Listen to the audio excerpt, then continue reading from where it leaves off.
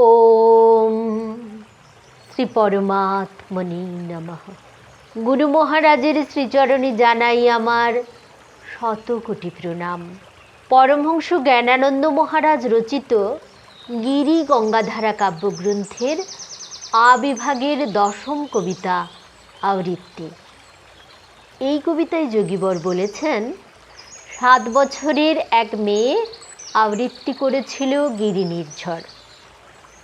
অভিভূত হয়েছিল সভাস্থল। গুরু শিষ্যের এই মিলনের কথা শুনলে প্রাণ জুড়িয়ে যায়।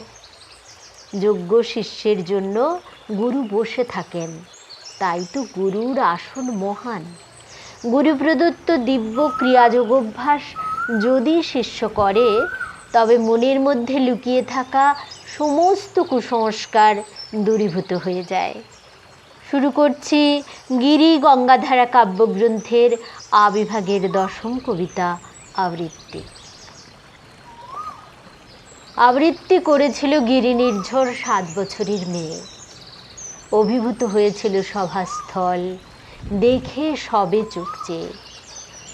গুরু শিষ্যের মিলনের কথা শুনিলে জুড়ায় প্রাণ। শিষ্যের তরে গুরু বসে রন, সে আসন তাই মহান। পার্বতীর সাথে শিবের সংবাদ, শোনো শোনো পার্বতী, গুরুর অধিক আর কি বা তত্ত্ব, গুরু পদে দিও মতি। মনের মাঝারে লুকিয়ে রয়েছে যত না কুসংস্কার, গুরু প্রদত্ত দিব্য ক্রিয়াযোগাভ্যাস করে সব ছারখার। তাই তো কল্পযোগী বাবাজির শিষ্যের আশার পথে ডাকিয়া নিলেন তাঁর যোগবলে, আশিস দিলেন সাথে। আত্মযজ্ঞের পূর্ণাহুতির যাহা ছিল অবশেষ, জ্ঞানানন্দ কয় শোনো সাধু ভাই, যাইতে সে অচিন দেশ।